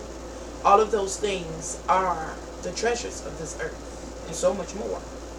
And then to be able to use those things individually or blended or, interdisciplinary, as I like to use that term, using them for their highest properties and doing what? Helping us sustain our physical lives. That is true wealth. That's true wealth. But many people don't know that. And because many people don't know that that is wealth, they don't know what to fight for, and they don't know what to stand for. But that extremely rich person knows what real wealth is. And they have manipulated others, some of us, to do the works that needed to be done, the hard work that needed to be done to unearth and to harvest all of those natural resources. They hired people to learn how to mix and match those things and to discover the properties and know how to use it. And then they sold bits and pieces of it back to us. That's what really extremely wealthy people do. They don't deal in money. They deal in these life-sustaining natural resources that compose our earth. One person deals in one thing, and another person deals in another. And they have an exchange, or they work together. And they milk us all for our paper. We can say that. But what they really have is the natural resources, making them very, very wealthy. And so, because they have chosen to use their level of intellect for selfish gain, I'll say, that means that that person's morals have to be corrupt. Because remember, it seems to me, based on all that I've researched, that humanity was built to grow in awareness and to technologically advance. But the question was, what will you do with this newfound information? You will continue to grow. You will continue to advance. You will continue to be more intelligent. What will you do with the that which you end up materializing and finding out? Will you allow it to help all of humanity to sustain their lives for the appointed time in the best of quality, so that they can get to, know me? Or will you take that knowledge and your awareness, and will you hold the rest or suppress the rest of humanity for your advancement, personal advancement? And that's what most do. That's one of the things that's happening. There's also another thing that is will continue and moves into the new paradigm with us. Those that know and those that do not know. A person that I hear popularly talked about is Elon Musk. I think it's his name. And what he's aware is that transhumanism will soon take place. Scary concept to me. Why is I think it's called transhumanism scary to me? It is scary because, at least in this physical body, it's so frail. It's here for a temporary time period. Eventually, we get to leave it. We get to leave it. We get to leave the mess of this world, and somebody die. But wait, transhumanism, meaning putting consciousness, human consciousness, into a machine that has a longer lifespan, that will not be allowed to get to know this divine entity. Seems like a state of hell to me. A state of hell to me. And as I was speaking of Elon Musk, I don't think too hard for money or for a comfortable lifestyle. And he almost seems like, I don't really follow him. I've just heard of him and saw a few little flicks about him and what he has to say. But it almost seems like they put him out here. When I say him, I'm talking people in that whole higher seats of power, put him out here as a friendly face to introduce where we're headed next in this new paradigm. Soon and very soon.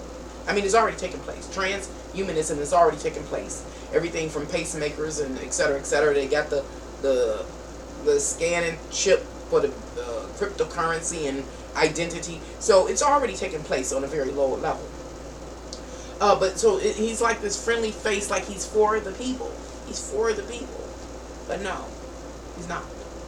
Because in all, he's really not telling you the truth. He's not, and others like him, are not telling you the truth. And when I say he's not telling you the truth, I'm telling you that they're not telling you the spiritual implication is going to have, the negative spiritual implication is going to have on us. For real. Again, we are now blending physicality, trying to blur the lines between physicality and spirituality. They're not telling us what's going on. I know I've been on here for a while running my mouth, but I do want to kind of stop and pause and think a little bit more and hopefully talk a little bit more about this new paradigm. I lost the information because I refused to do what? Write it down and take notes until tonight. And it was other information that I received or acquired over the last few days about this new paradigm. And again, the primary thing that I came to understand over this last week was that what is primarily changing is the moral compass of humanity overall, bottom line, and that's it. And the reason why, let me see how I can say this. One of the talking astrology now, astrological alignment that foretells of the change, the physical structures within this world. I believe was Pluto in Capricorn and something else. Pluto and Capricorn. So it's about the destruction of standing or established systems. And some people in the my live streams, have suggested that, I can't wait until, the system is broken down. I can't wait till it changes. Now, I don't know if I'm going to say this correctly because, again, I didn't allow my thoughts to finish earlier. Now I'm about to get off here and going through a nicotine fit. It's dealing with the urge. I'm physically, right now, online, dealing with the urge. Nicotine is biting me. Breathe through. So, the destruction of the old paradigm or the old way of doing things or how things have been structured is what is occurring. But it does not mean that those old systems are forever gone. It is like the death card. It's the transformation. Pluto talks about destroying something, like knocking the old building down to build a new one. Probably a poor example, but the Twin Towers, they were knocked down and something new was built. But there's still, it's still concrete building.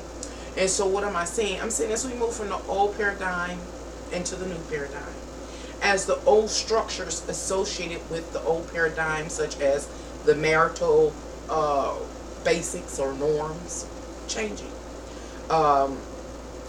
Financial, way finances or economics is, done, changing. So we're moving from this traditional marriage or things like that into, again, a fluid relationship lifestyle or fluid sexuality. That's part of the new paradigm. Economics, has been done a certain way. Now we're talking about moving into a new paradigm, and it consisting of microchips embedded in one's body, transhumanism, as well as cryptocurrency.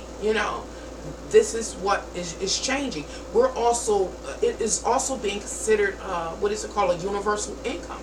Why? Because the jobs that existed during the old paradigm don't exist anymore. So how are the people going to get money to eat? Because we're so far removed from those natural resources.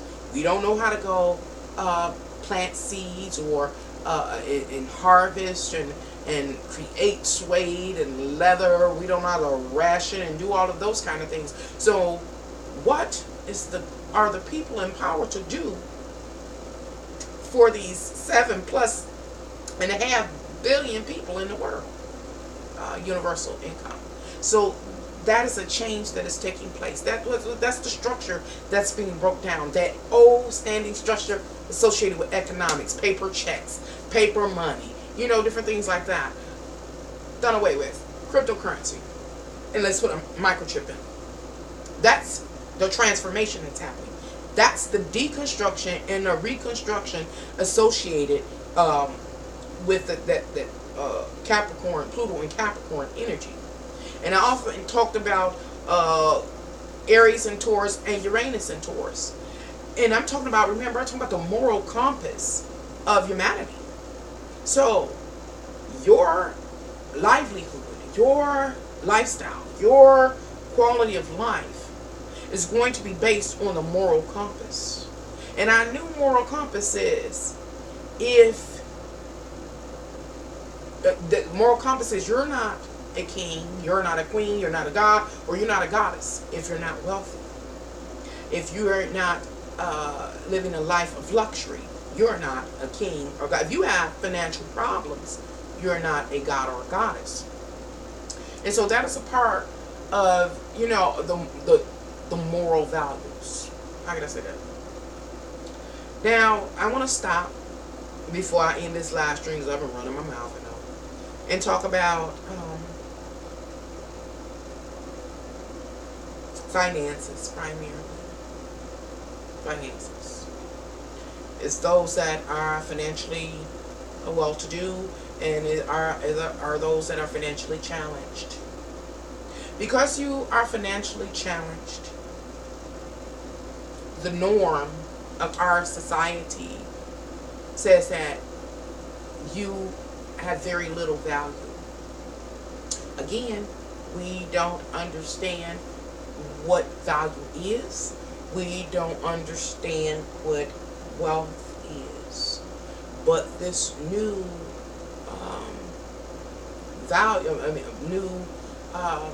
I'll say ideology is existed, but it is being compounded upon. Says you're not a god or a goddess or a king or queen if you have financial problems. You have to be financially okay. You have to have financial success. You have to be physically comfortable in this world if you are truly spiritual. If you're truly a god or goddess. But remember, it is easier for a man to get through an eye of a needle than into heaven. At least that's what that Bible says. So, anyway, what am I saying? What am I suggesting? What am I talking about? I'm saying that, one, many people are going to be made to feel less than because of that ideology.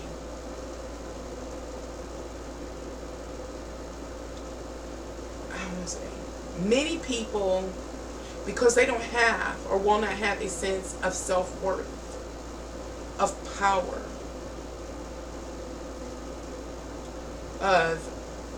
again, it's more of a self-worth thing, then they will follow someone that they believes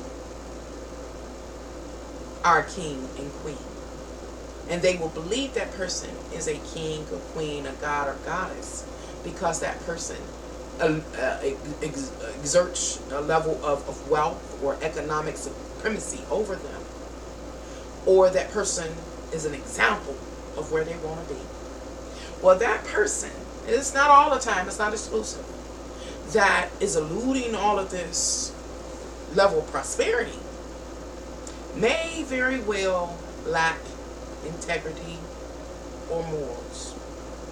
Again, humanity, for the most part, seems to be in this place where they don't understand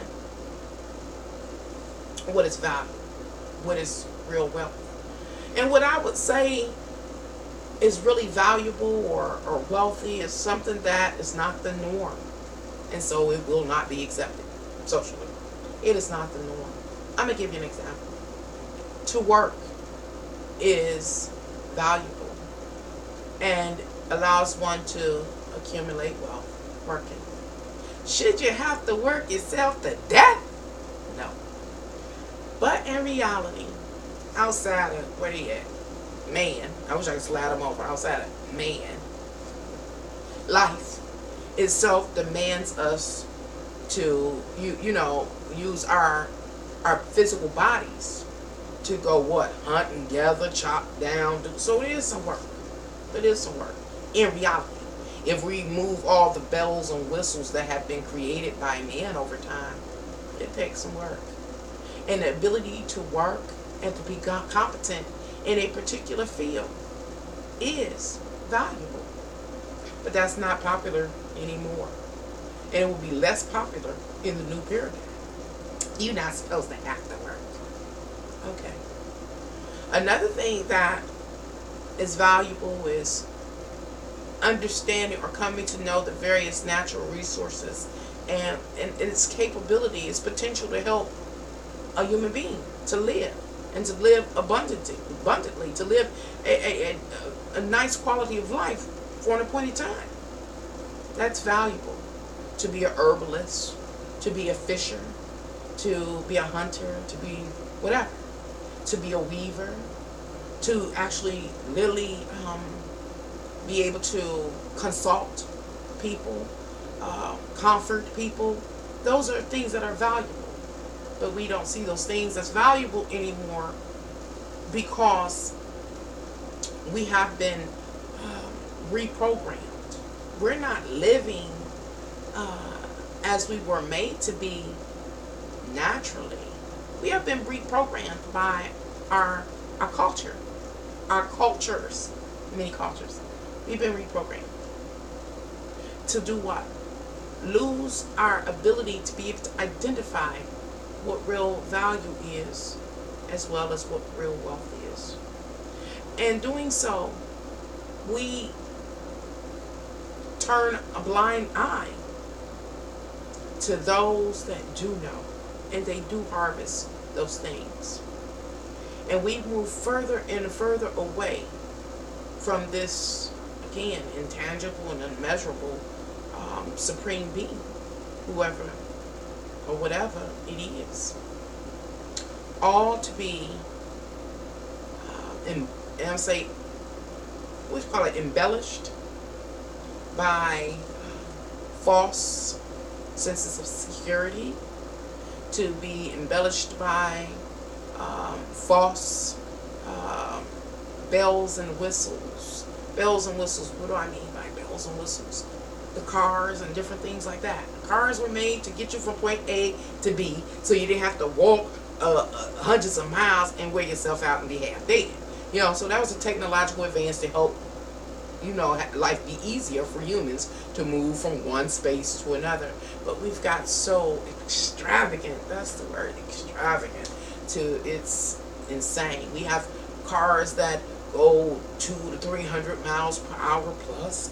We have cars that probably do the James Bond thing and goes underwater or fly. We got the eco cars that run off electricity now. We got air conditioner in the car. We got heated seats, TVs, and everything. So were cars created to help alleviate the physical demand on man? They feet, they back, and things like that? Or were cars created in order to just, you know, have another way to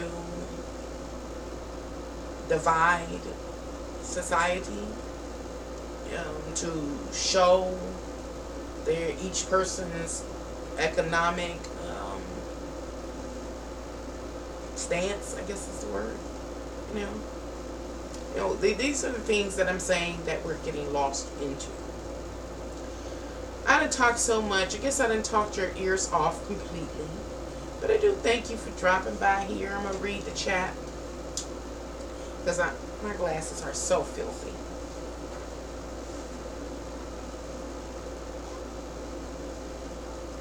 And George, you done hung with me all this time. I really am, complimented by your presence. Thank you.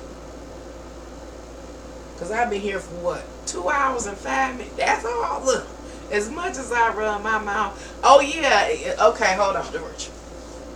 Tobacco is one of the smudging herbs. It is. I smudge the mess out of everything with it. Making that dark, filthy, tart. Bad habit, but I mean, it's biting me so. And this is the crazy thing, and I've heard other people say this, but I like smoking cigarettes. I really do. I've heard other people like taking, things that we know that aren't healthy for us. I like it. I've heard people talk about they love, marijuana. Other people love hard drugs, and they say it, and I understand, but that we have, as a human being, we some strange creatures. Like, I love this stuff, and then when I can't satisfy it again, I know I'm gonna have the withdrawals. It's crazy. This is a very interesting experience. I'll say that. Really interesting experience. It's like that song from the group Who Meet the New Boss the Same as the Old Boss. Meet the new boss the same as the old boss. Exactly. Cyberpunk 2077. I watched that. Now, George, maybe you can make me understand why you wanted me to watch it. Because it was a future, it suggests how the future would be. Like the crime world. The future. Because I watched it. I watched it once, half behind. And then about 2 or 3 days ago, I watched it all the way through. But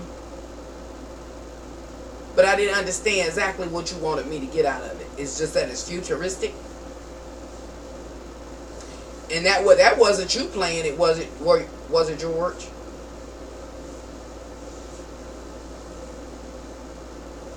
While I wait for George to type something up, I'm try to think about this new paradigm. Oh, I talked about the other day I made a live stream talking about spells. I think that was the same one about same live stream I did about discernment. Where are you on your spiritual walk? Misusing the term spirituality again. But where are you in your spiritual walk? And so I talked about spell writing. Again, talking about the new paradigm and how things have changed. And what's the significance of the change. Well, the younger generation, again, talking about education, academics rather, are not being introduced to nor taught certain things, especially when it has to do with writing, spelling, cursive, and things like that. And the reason that is happening right up under their noses, and the young folks are rebellious. That's what young folks do, are rebellious. And so, as they rebel, and as the old generation die out, they are being strategically, methodically left out of being able to spell cast. That's what it's about. They're being intentionally uneducated on writing and spelling and grammar and things like that, so that you won't have the capacity to be able to write spells. Again, spirituality is being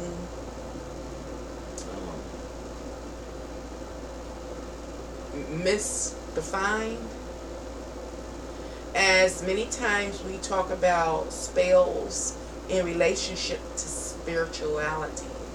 And I just shared with not too long ago multiple times with spirituality. Yes.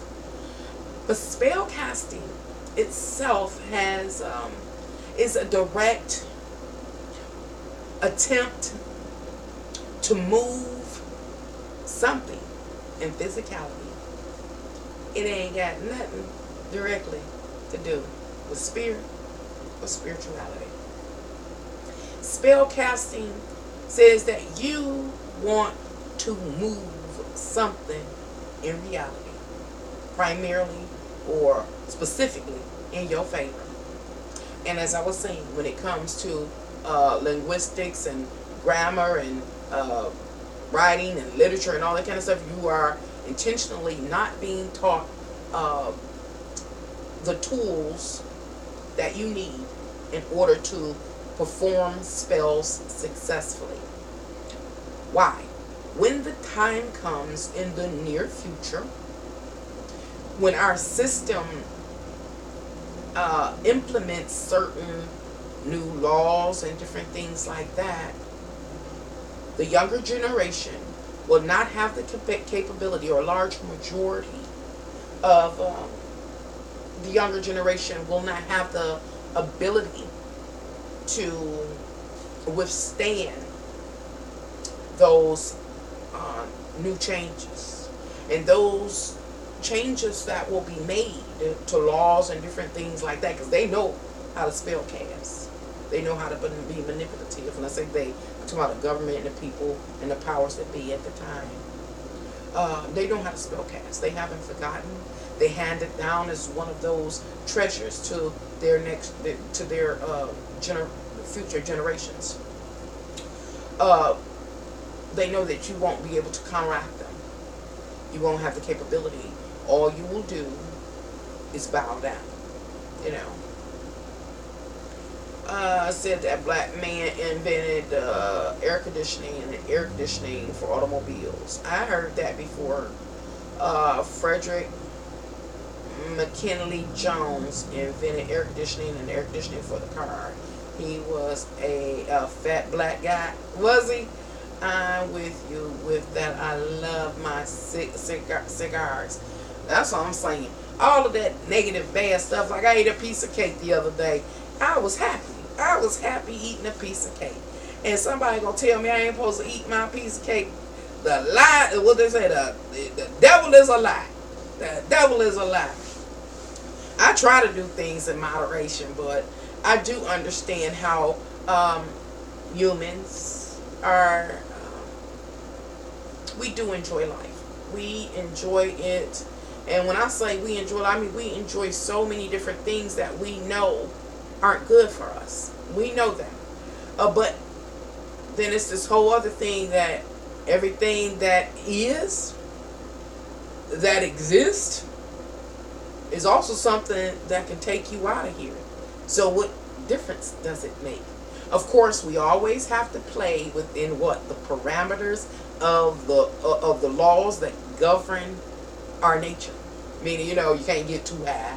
You can't take certain things. You can't do a lot of it. You know what I'm saying? You always got to stay within these boundaries or parameters in order not to offend these various aspects of life. Otherwise, it'll take you right on up out of here. Some of that stuff is a high possibility, but I'm going to be a lot more sophisticated than that. I'm so happy you sophisticated, George. Me too. Well, I'm thanking y'all again, especially you, George, for hanging with me all this time. I'm going to get up off of here and go find me a cigarette for, I'm about to cut somebody now. When I tell y'all about them urges, they be dogging me if I don't satisfy them. And so I'm weak, so I'm about to go satisfy them. Bye.